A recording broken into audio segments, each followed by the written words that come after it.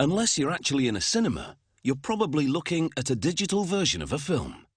Anything shot on film has to be digitized for it to be put on a disc or drive or downloaded from the internet. As a process, digitization also preserves the feature as film physically deteriorates over time.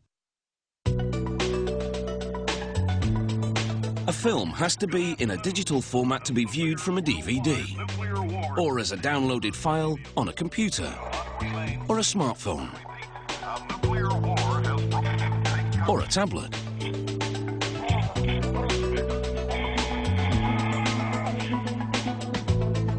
This organisation has produced 13,000 films since it was founded in 1939. And now it's in the process of digitising that collection, as well as the 80 to 100 new films it produces each year. Once all the finished films are digitised, the next step will be to digitise stock shots and archival footage.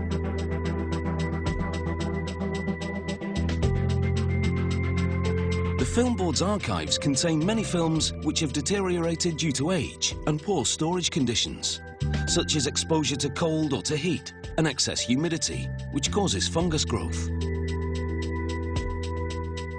Film's other enemy, a damaging chemical reaction which occurs over time between the acid in the film plastic and the coloured dyes that make up the image.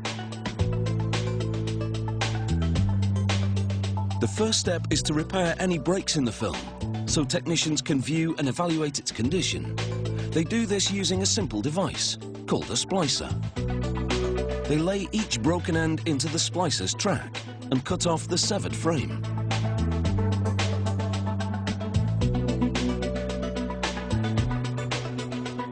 A missing frame here or there isn't noticeable.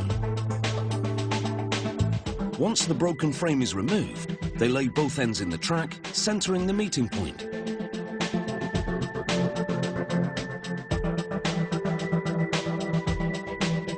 They then tape the splice on both sides. This tape is specially made for film splicing. Its chemical makeup won't damage the film over time, as would ordinary adhesive tape. The splicer punches sprocket holes in the tape, so that the portion like the rest of the film will thread onto the sprockets of the projector reel. Technicians evaluate all the existing versions of the film, right from the original to the screening prints produced for cinemas. They assess the general condition, note where the splices are and which frames are damaged. They then decide which version is in the best shape overall. And that's the version they digitize. Later they'll remove the damaged portions in the edit suite and replace them with identical but undamaged frames digitized from another copy. After threading the film through the scanner, they close the gate to hold the film flat to the scanning camera. Then they input the picture quality specifications, and the process begins. The scanner gently loops the film around its spools and begins rolling it past the camera.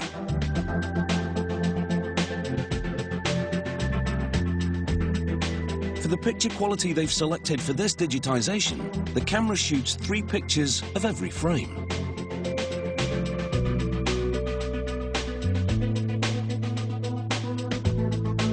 The scanner's control station displays what's being scanned in real time, along with all the technical parameters. This digitization process itemizes every single frame, so when they digitally replace a damaged portion from another copy, they can match everything up to the exact frames. The final step is color correction. Because the digitized film is often pieced together from more than one film original, there are usually color variations. For example, the character's blue jacket will be a different shade of blue at different times. At this station, the technician manipulates the colors to render them uniform throughout the film. After all, film has a very different color and texture than video. And even though the digitized film will play on a video device, it must remain artistically and historically faithful to the film original. And that is a wrap. Immediately. Do not remain seated. I repeat, a nuclear